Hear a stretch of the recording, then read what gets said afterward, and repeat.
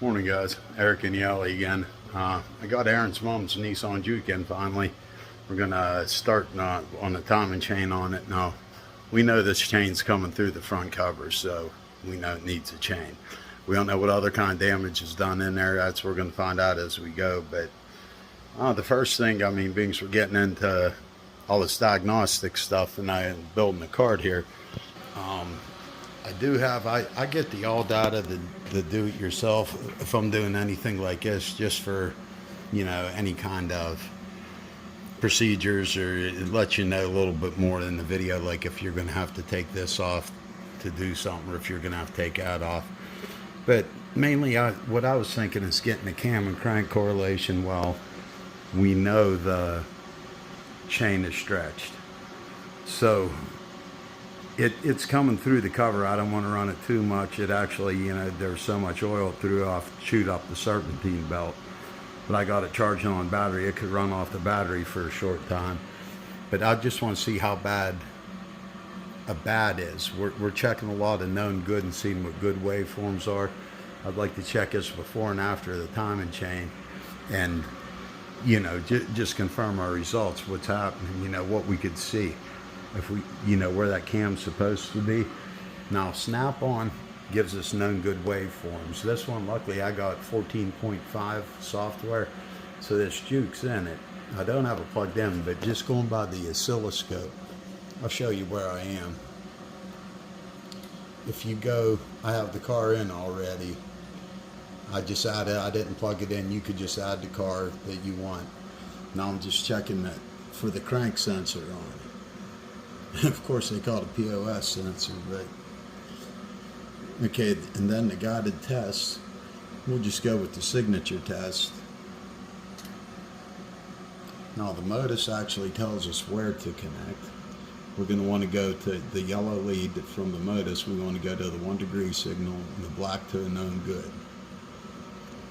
Then, if you go down and highlight it, and then push the button down, there's more information.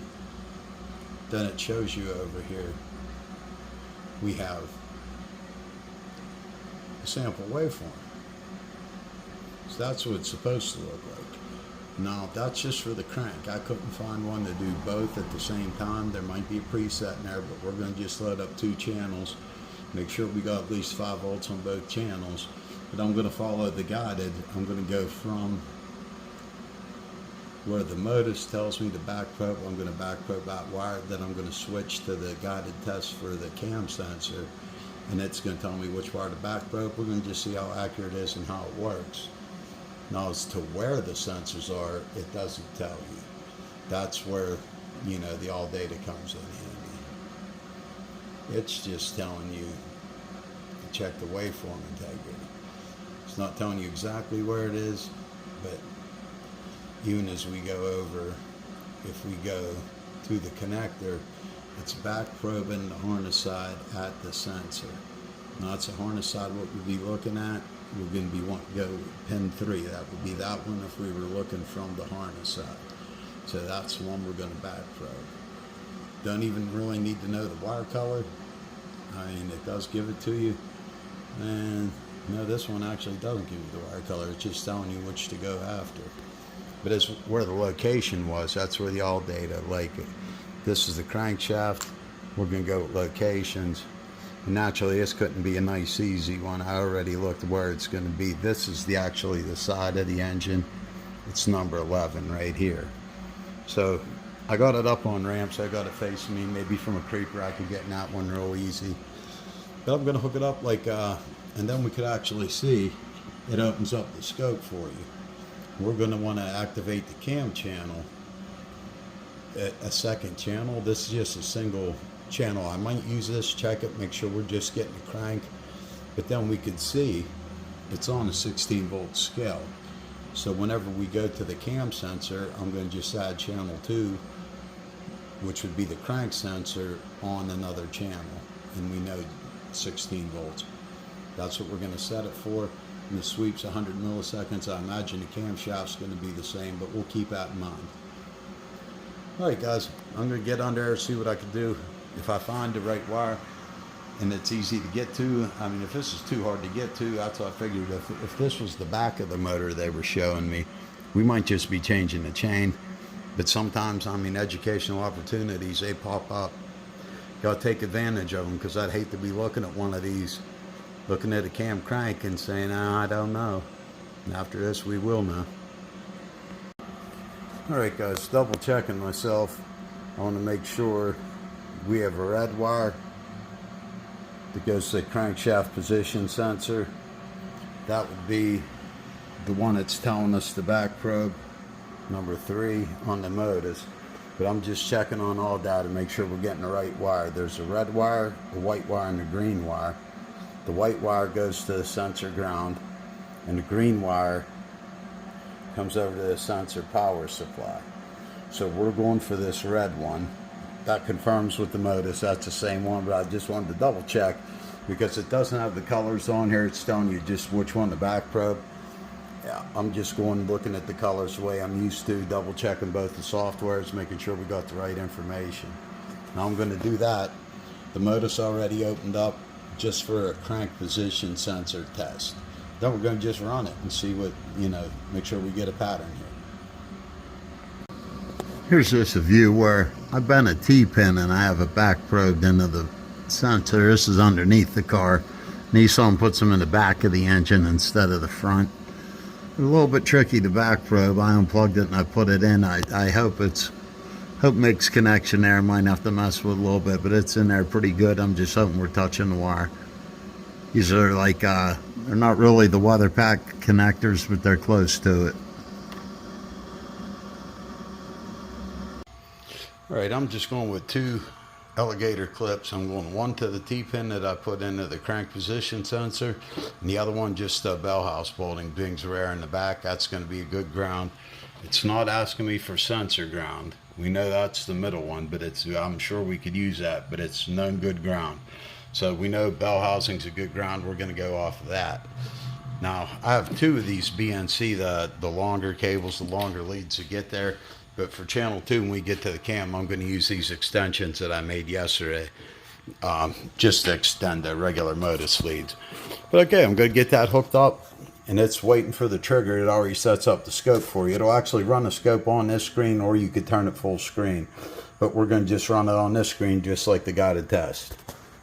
All right, guys, we started it up. You can see we're getting a signal.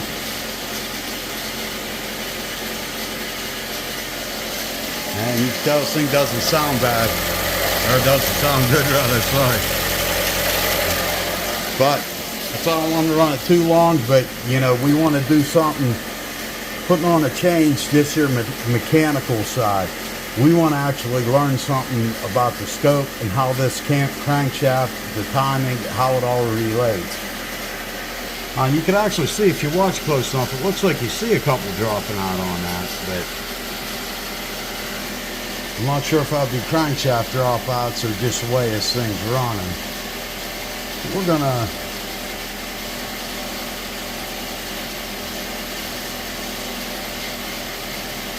I want to see if the view, if we could change it to full screen. There we go.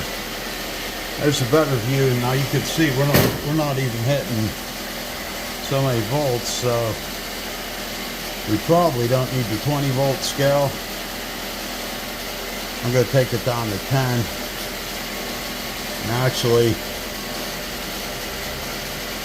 we're going to take it down to 5. Now, we don't really overscale, but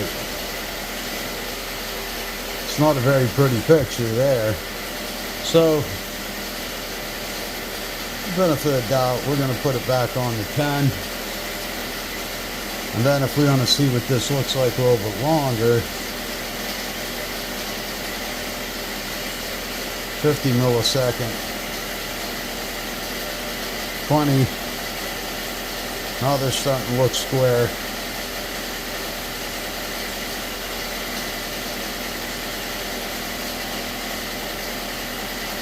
Now that's not so much a good, you wouldn't want to be on a screen like this looking at a crank signal, especially if you're comparing it to a cam signal.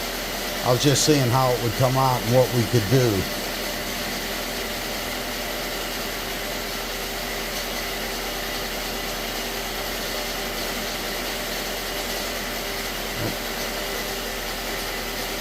Now we're going to want to take this back to, I'm sorry. We're going to take this sweep back up. We're going to take this up to 22nd. That's still, we're seeing a good bit. Now we're seeing more.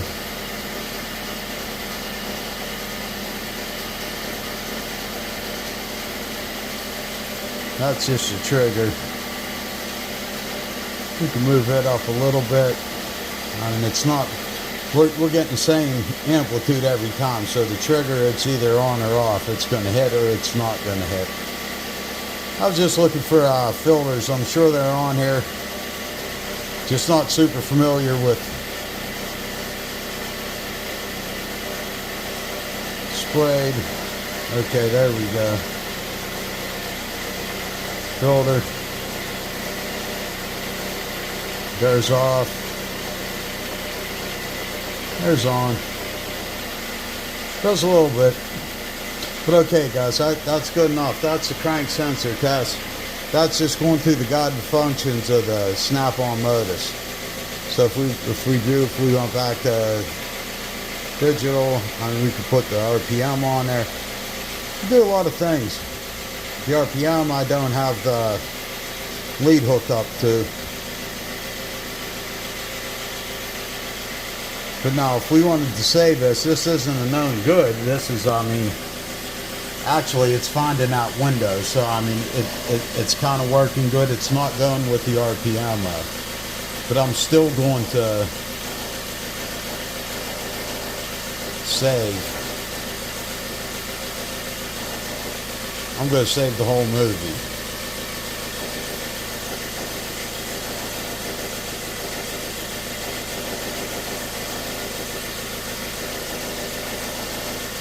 Okay, now on channel 2, I'm going to set up, actually I'm going to use channel 1 and do the camshaft position test, but I'm going to use a different lead and leave this one hooked up to the crankshaft. So when we do the correlation, all I have to do is plug in the other channel and we can check it out. Alright guys, I'll be back. Alright guys, I got the yellow lead from the just single channel going to the cam sensor now. I used the modus's guided functions to get to where I was at, but I also checked on all data to make sure I'm in the right wire. Because you always want to make sure, I've heard Danner say, several times that information's not always right, so you always want to, double check your schematic. But it's pretty easy to find these. One's a 5 volt, one's a ground, the other one's your signal. So that's what you're going to want to be on. This is the cam sensor. I'm going to start up the car and see if we get a pattern on the screen.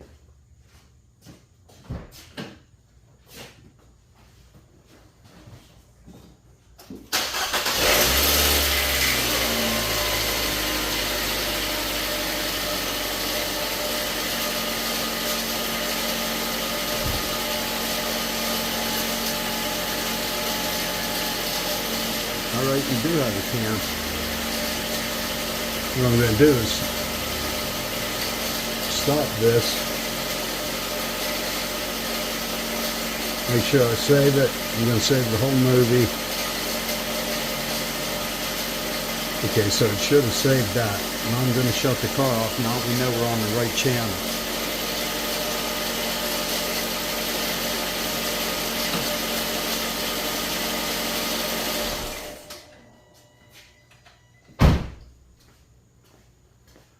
Okay, now it's just a matter of plugging the crank sensor signal in. I have it already still back probed. I'm going to plug that into the modus on the second channel.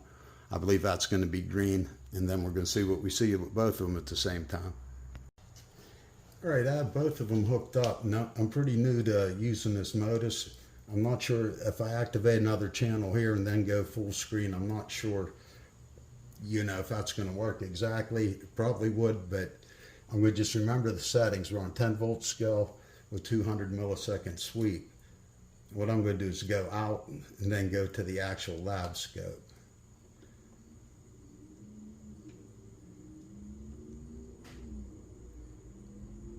It's the lab scope. And just go volts DC.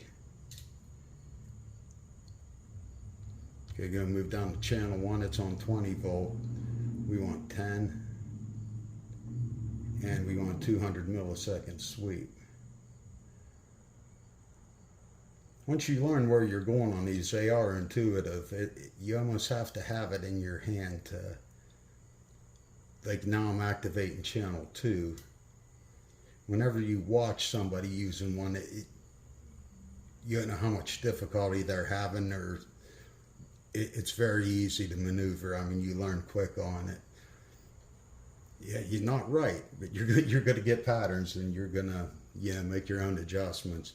Okay, so the green should be the crank sensor on channel 2, and on channel 1 we have the cam sensor.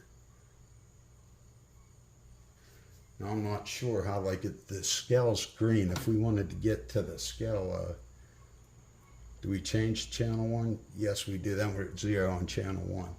Okay, so that's pretty easy to adapt to. Now I'm going to start the car up, and we're going to see what kind of pattern we get on the screen.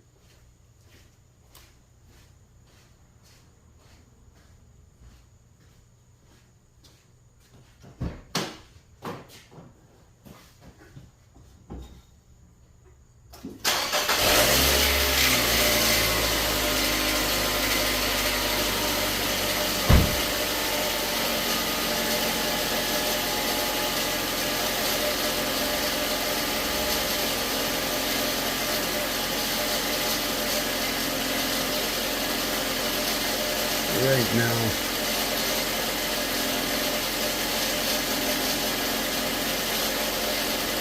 I'm going, well, we're seeing the top of, if I go to channel 2,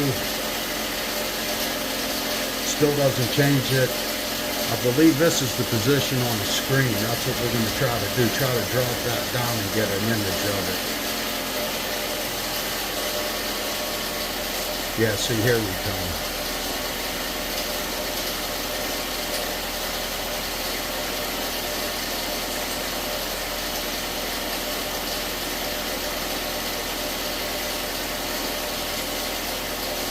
Now, just looking at it, I'm not sure if this is how it's supposed to look. But if that leading edge there of the cam sensor, you'd think it would line up straight. I'm going to put some more time on the screen, make that bigger.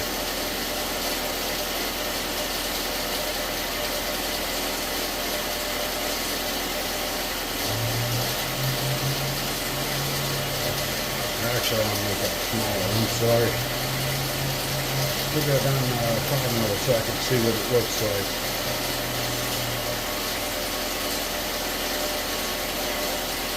Pretty decent waveform. Still not seeing it. We wouldn't be where we wanted. What's the time look like? See, we'd either have to find a known good to make this mean anything. You know, the way it's walking around, I'm not sure what to make of that right now. Put 50 on and see what it looks like.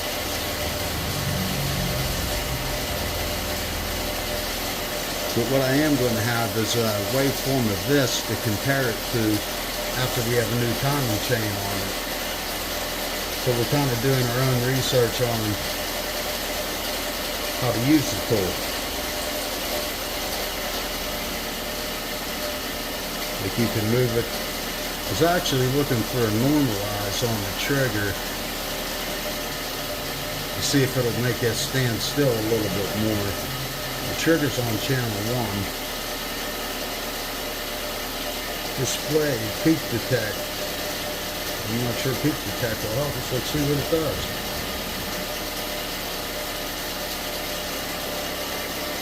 Not really. It didn't hold us there. Filter.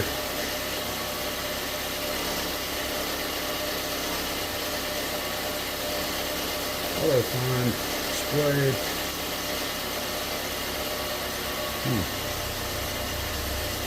I think I'm going to show it off. Yeah, I'm on display.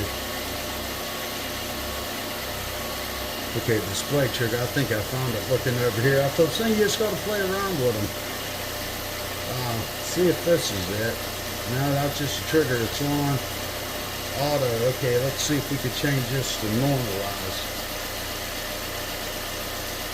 That looks a little bit better, doesn't it?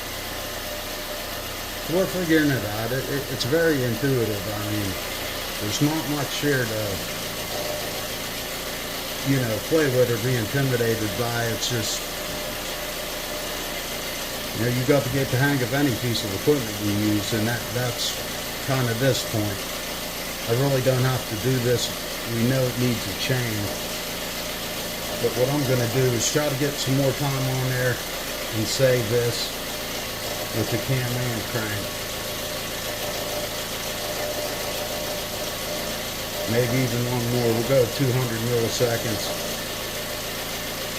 And we should be able to zoom in on a movie of that if we save this. So I'm going to save it just like this.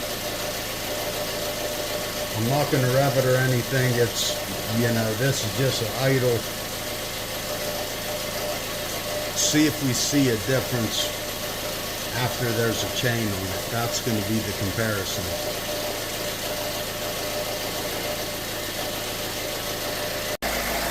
Alright guys, this thing doesn't have a serpentine on it and the battery's getting pretty low. I got my jump bag on it just to get started up. Fired it up. I just took the same leads and I kept the back probes where they were. I have to switch over to BNC because I used the regular banana jacks for one channel on the Modus, but this is just the oscilloscope mode. All I did was change the trigger to normal and put it on the 8-volt scale. I mean, that's beautiful, man. And this no buttons, just push. I mean, pinch. So that's where I usually start on the scope, make sure I'm getting a pattern, make sure I'm seeing something. And then we're going to switch to the automotive module. Once you're in the automotive module, just hit record. Whenever you hit record, make sure both channels are zeroed out. Now zeroed out, we can see both channels are getting a signal. You could easily make that signal as big as you want to see right now. And if you look at the time, we could do 25 minutes and 36 seconds. I think the buffer length that would actually beat the Modus, but we're gonna just record this. And as you see, the screen stops, but on the bottom we're filling the buffer. That's what we could do for 25 minutes if we wanted to. If we were looking for something intermittent, you know, you'd find a crank sensor cutting out in 25 minutes, believe me. Well, some of them cut out once and then don't do it again until you're in the worst situation possible, it seems.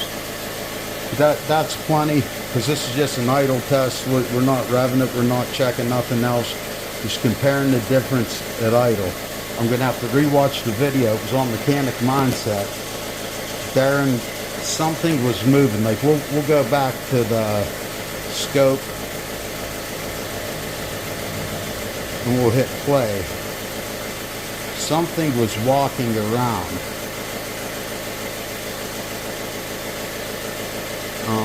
And make sure the trigger stayed on normal. It's on auto. We want it on normal.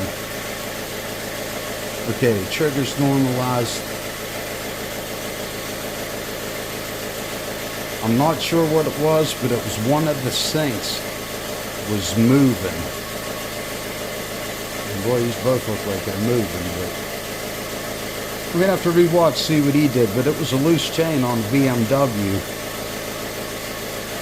And it's like where the crank sensor is lining up with the cam, it walks back and forth. I'm not sure where this is supposed to be. I believe there's a known good waveform, but not for the cam and crank together on the factory on all data. But, you know, just from what I've seen, usually that edge lines up somewhere. And I'm really not seeing nothing. Nothing's cutting out. Things are just walking around. Now, I did not save that last one. Still should be in the buffer, but a little bit warmer now. Okay, we're going to stop at, and before anything, we're going to save it. I'm not going to name it right now. I'm going to just save that. Alright, let me shut the car off, turn the exhaust fan on for a little bit. Alright guys, I turned the Modus back on and brought up the pattern we got off of that. Now that's off of the Modus. That's off of hscope and an HS512. I mean, you could do this on your phone with it. I mean, if I was only doing 2 channels, I would probably want with hscope, and you know, this is what you get. And you know, I saved that waveform and I could compare that when I'm done also. Or with this one, you know, either one. I was using this one just more for fun, but we see some of the similarities, some of the peaks we see that I was seeing there on the crank sensor. We also see them on hscope. So that's pretty cool. I mean, that's a good usable pattern. You can move them around. You could, oh, there's like a 2-second countdown once you hit the channel that you could drag it. And when that OK disappears, you can't drag it no more. So it takes you a second, but it's easy once you remember it. But that's how easy you could, you know, compare patterns. But I mean, we did the same thing with hscope as we did with a Modus. So, you know, I would have went with hscope if I didn't luck into that. You know, I would have never bought it. There's probably 10 tools I could think of, maybe 20 tools that I would have got before I got a snap-on scanner, because, you know, for 2 channels, hscope's been doing everything, but it does solve the 4-channel for me. And I do like the cart. I do like the guided functions. I do like the scanner and the live data. So, but as far as the scope goes, I mean, hscope's getting a good pattern like that. You know, there would be no reason to go through hooking all this up when I could do that on my phone or my tablet. If I was going for speed, I'd go for that. I got the time, so that's all I'm doing. Just checking them out. Now I know where they're at. I know where they're back probed, and it's easy. Anything I do on the Modus, if I can possibly recreate it on hscope, it's no problem for me just to disconnect that, plug that in. I could have this scope out and running in under 5 minutes getting a signal. This takes a little bit longer, but you know, that pulls into my bay. I'm pretty far away from the car. This is how I like it. Pretty good deal. I'm liking it so far. All right, guys, thanks for watching, sticking around. Tomorrow we're going to start tearing this apart. When we get to that front cover, it's going to be pretty chewed up. It's going to be something. Hopefully the damage isn't too bad, because we have a front cover for it. We have timing chain and rocker cover gasket, so we're just hoping it's a chains. They're known to stretch really bad. We're hoping just that's bad and it didn't, you know, some of these tear into the block, get into the oil galley. I mean, it could be a mess. You know, it could be just a chain. That's what we're hoping. But, yeah, this thing could be done for good. I hope not for her sake. All right, guys, have a good one.